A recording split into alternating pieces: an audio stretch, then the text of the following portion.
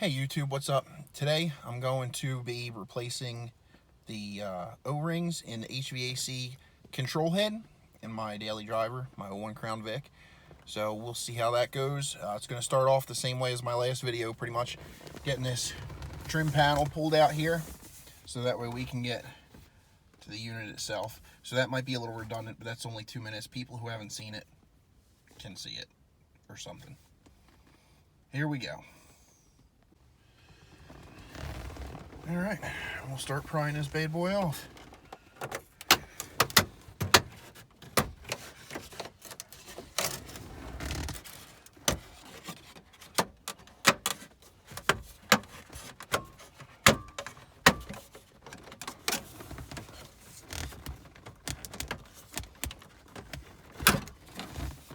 Go a little out of frame here.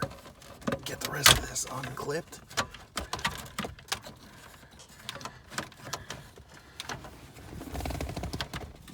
That's all right.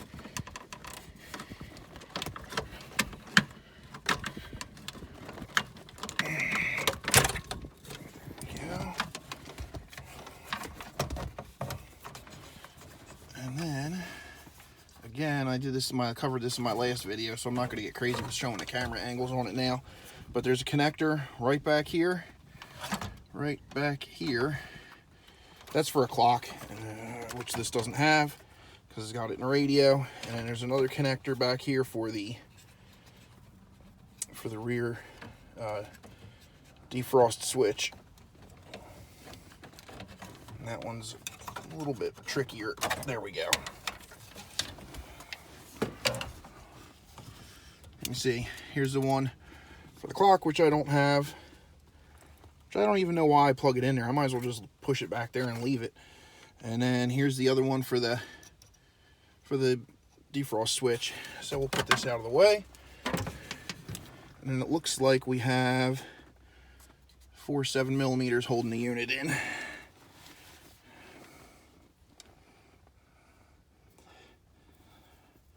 I know you guys see my videos, you see me talk about this a lot. You probably want me to shut up about it now, but it just keeps going.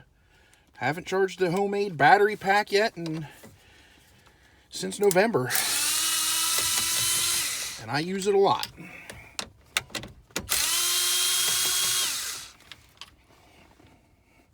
But that's all I'm going to say about it in this one.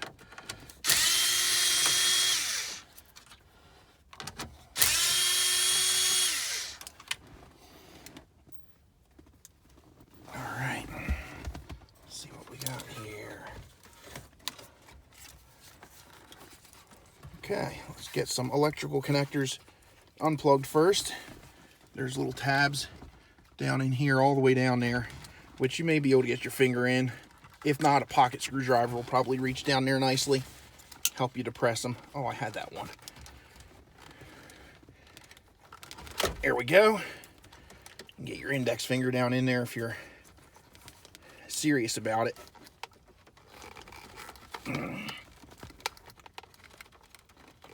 But you gotta really want it. All right, next to come off is going to be the vacuum connector here. And I think these two little stamped nuts are 10mm. You can see that one there. And this one's kind of in the shadows. Let me go get something for that. Actually, the 10's a little big, but it'll work. These things aren't exactly torqued on real strong.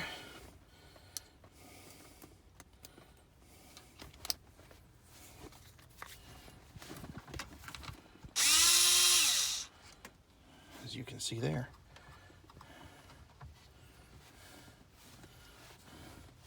They're probably more like a 3/8, judging by how they fit here. I don't know. Maybe they're just a sloppy 10.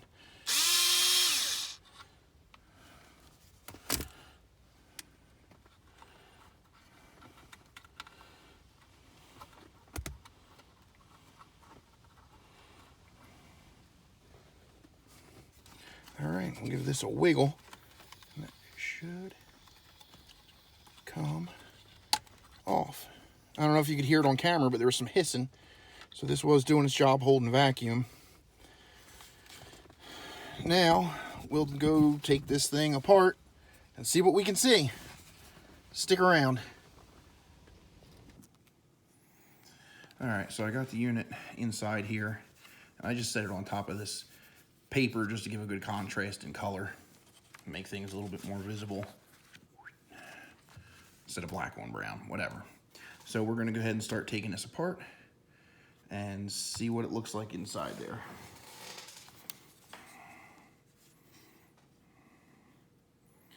It looks like the first two screws are back here. Got this one right here. This one right here. This top will come off, so let's get those off. To be honest with you, I really didn't expect that. Let's see.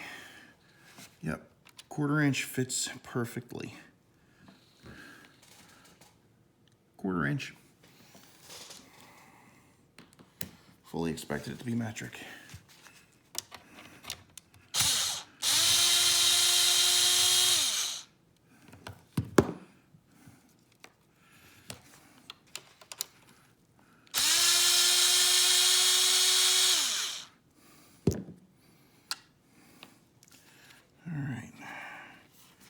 See what we got here.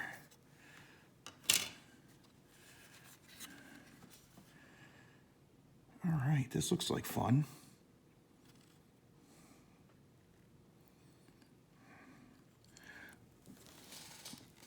These are all the little solenoids here that control the vacuum when you make your selections on a control head. It'll go in here and be directed as necessary through these. The O-rings in here are what go bad, and I have to figure out how to take that out of there. Okay. I really hope that's not glued in or something silly like that.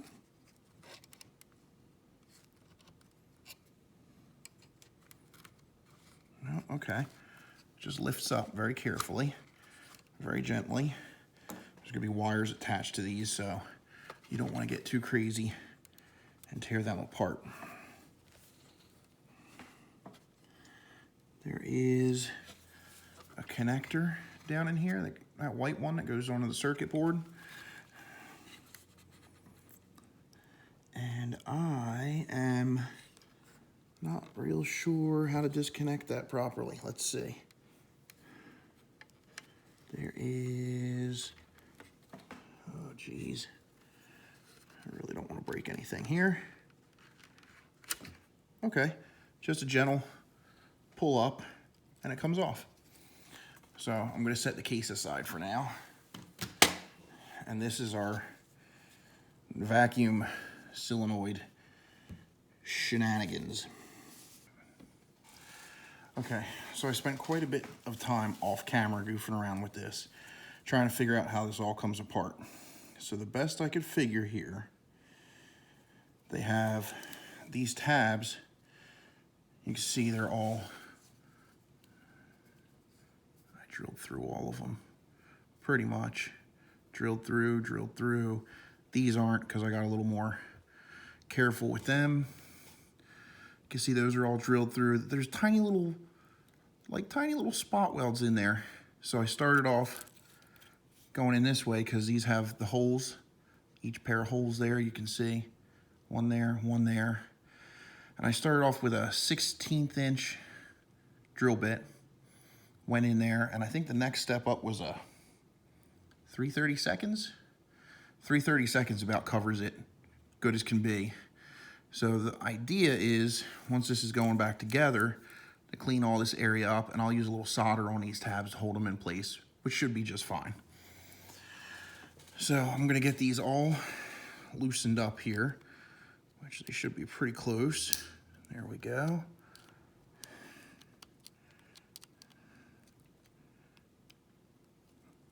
Some of them are gonna be easier than others. Come on, I got that all drilled through. There we go.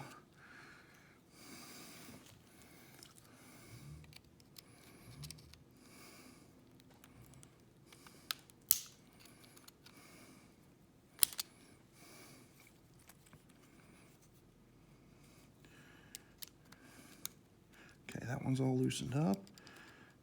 try. Okay, got that one broke loose.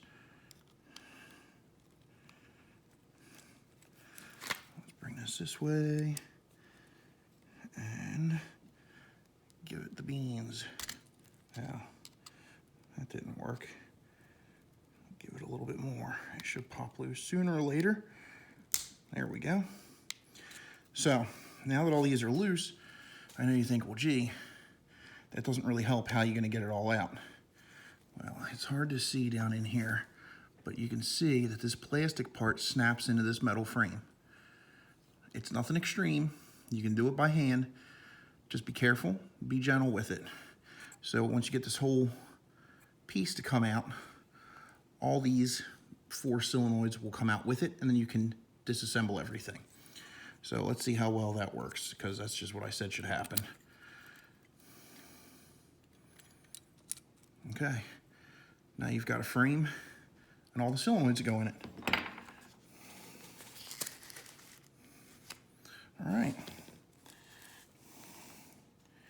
Now, the only thing holding all these solenoids in are all these tabs here that go over little pins that stick out on the plastic.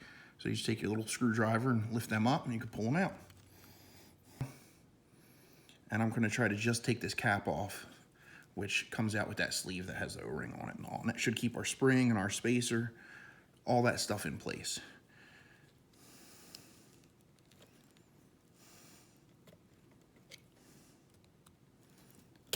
Ow! And don't stab yourself with your screwdriver twice in a row. Almost 3 times.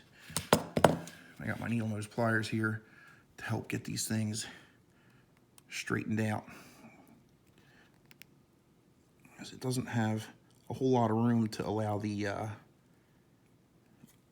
that other piece to slide off.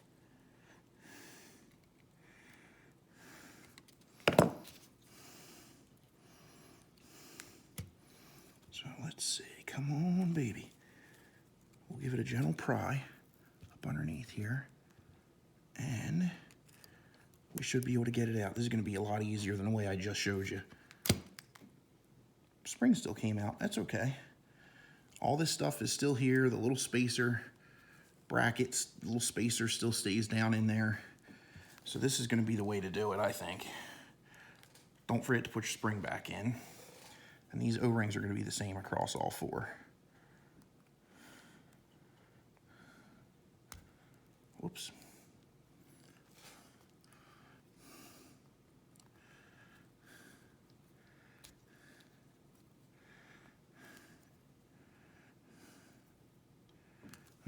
This O-ring looks kind of like the same deal here, kind of flat. You see that on the sealing surface? I think that's part of the problem. It would work intermittently. Sometimes it would work fine. Other times it just refused to cooperate. But hopefully I can get this done, or at least the video portion of this done, before my little one wakes up from his nap, which should be very soon. Okay, we got our O-ring on there, and just like last time, oh, I got a spring rolling away. Hold on. Hold the phone. There we go. We can't have that. Stay. Now we'll give a little bit of goop there and help it seal, help it slide.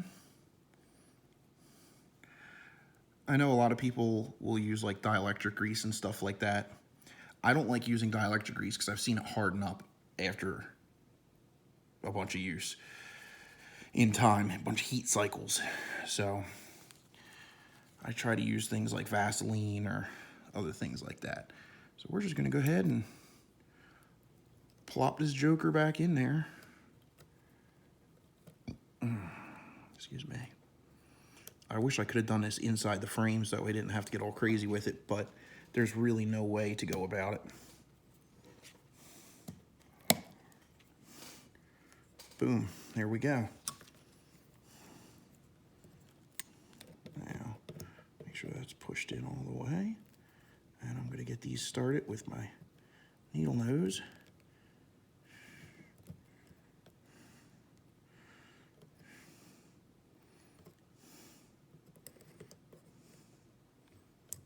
Okay, I got those tabs folded mostly back over. We'll do it the rest of the way here with a little pocket screwdriver on top with some brute force. Boom. Those are all locked in, ready to rock. So I'm going to cut it here. I'm going to take care of my other two. I'm going to get things straightened out, and I'll come back when I'm starting to put things back together. Okay, so I got everything handled here. Oh, let's not let a good O-ring go to waste. And the last two O-rings I did were so dry and hard that they actually cracked. You see that one? That one cracked. And that one cracked. So, I mean, they were long since done. Now, I'm getting ready to put this thing all back together. I got all these tabs here straightened out the best I could. And I'm gonna go ahead and snap this all back in to the frame. And I took some flux and wiped everything down with flux to try to make sure I got good clean surfaces for the solder to stick to. And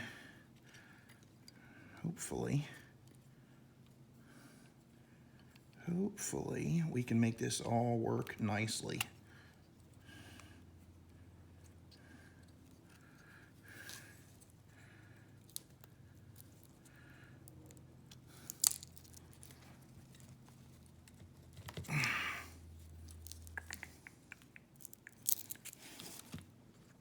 Make sure these are snapped in all the way.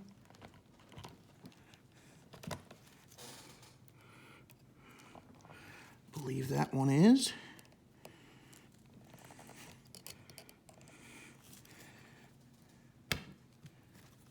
And I think that one just snapped in.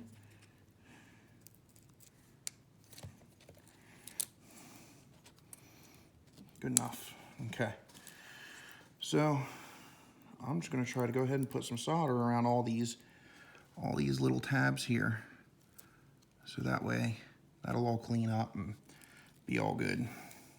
Stick down, and I mean, realistically, as tight as everything is locked in there,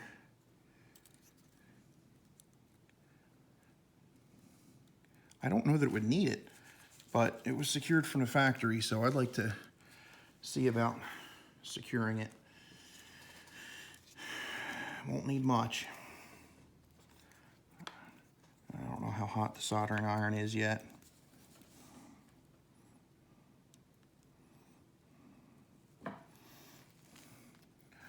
Okay, so I've kind of decided to say to heck with the soldering business. It's not coming out very good. It's not working very good. So some of that's sticking barely, and I'm not even going to do anything over here. And we'll see how it holds up. It's not exactly the professional way to go, but we'll see. Make sure you plug your little connector back into the circuit board down here.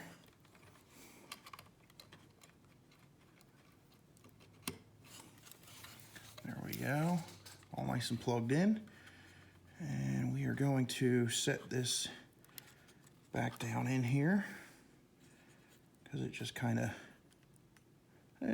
hung out in there like so. Okay, now we got the cover to put back on.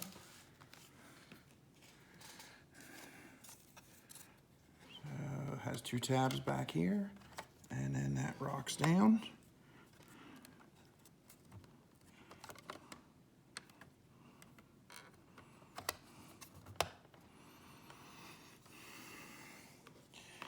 And then we put these bolts in.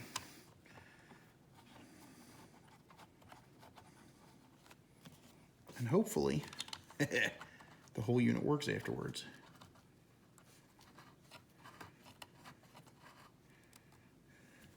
All right, here's my little magical zipper tool here, and zip it up. Whoops. There we go. There we go. Now, I'm going to take a few minutes. I'm going to clean up all my mess in here, and then we'll take this back out to the car, install it, see how it works.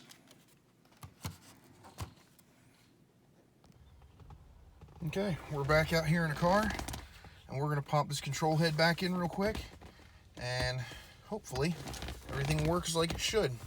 So we're going to start by putting the little vacuum harness back on first, making sure that's seated nicely.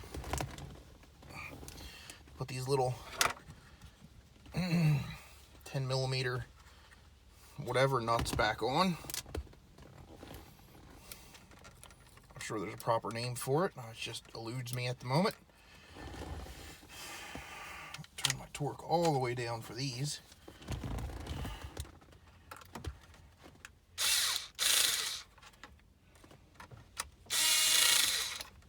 Okay, maybe I need a little bit more torque. Let's try that. That's better. That's better. Okay. Now, we've got our electrical connectors connectored back in. The gray one goes here. Easy peasy. Black one goes out there. And I think we're gonna give things a test before I go any further with putting anything else back together. Not that it really makes a big difference at the moment, it's just curious.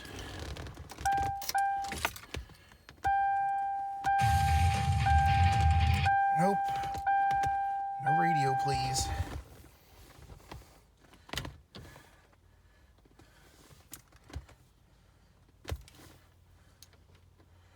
Okay, let's put it to self-test mode, which I showed in the last video, but I'll show it again. You're going to press floor and off simultaneously, and then automatic immediately after. And by doing this, it'll cycle all the solenoids and all the doors and everything. It'll try to cycle everything, make sure everything's functional.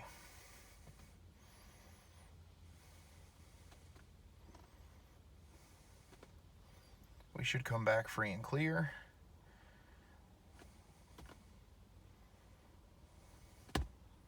Any day now. Any day now.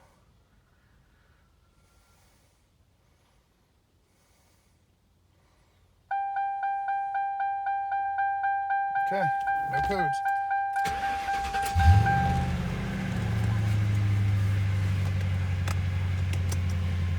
Let's see what we got here.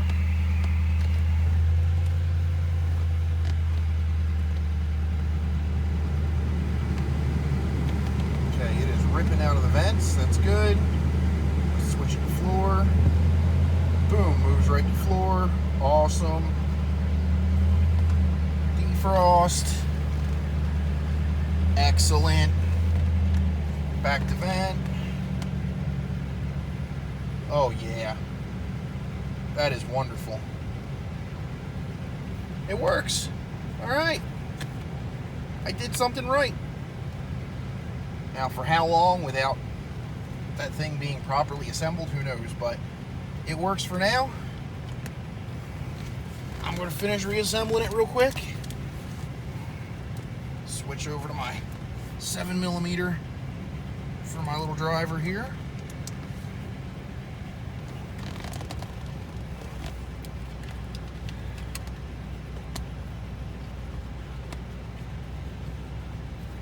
Now, I don't think these control heads are incredibly expensive to just replace. So if this isn't your cup of tea, I think you can get these for like $150 or something like that. I'm not sure. It's been a while since I bought one or had to deal with installing one. But this cost me to do this, I think it was like $6.99 because I had to buy the O-rings. That's it. And some time and a little bit of aggravation with me trying to solder things that I shouldn't have been soldering with equipment that I shouldn't have been soldering with, really.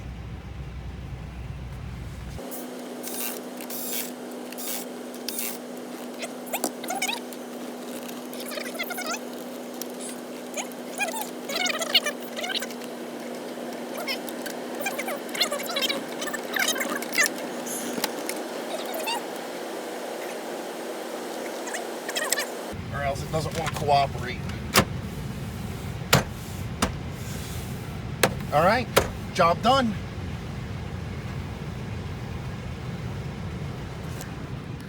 All right, so it's really just that simple. Well, at least getting it in and out, it's that simple. The whole process of me trying to figure that out, not so simple, but once I knew what I was doing, it wasn't too bad. And it works. So I couldn't be happier. I've been dealing with that for a long time, where it's been hit or miss, come or go, and it's gotten to the point where it's just aggravating. I couldn't deal with it anymore. So we're good. And I also said earlier that I used a 16th inch drill bit and then a 3/32 inch drill bit. I want to correct that. It was a 16th inch drill bit, and then it was a hold on, I should have the information. If I'm going to correct it, I should have the information instead of just guessing again. 5/64, which is actually just a hair smaller than 3/32, but that's okay. So until next time, keep your stuff on the road, keep the wheels turning. There's a lot of things you can do that you don't have to spend big money for. Hope this helps you out. If you have any questions, drop them in the comments. Any tips to make it easier for the next guy, drop them in the comments. All right, remember, like, share, subscribe, and I'll catch you later.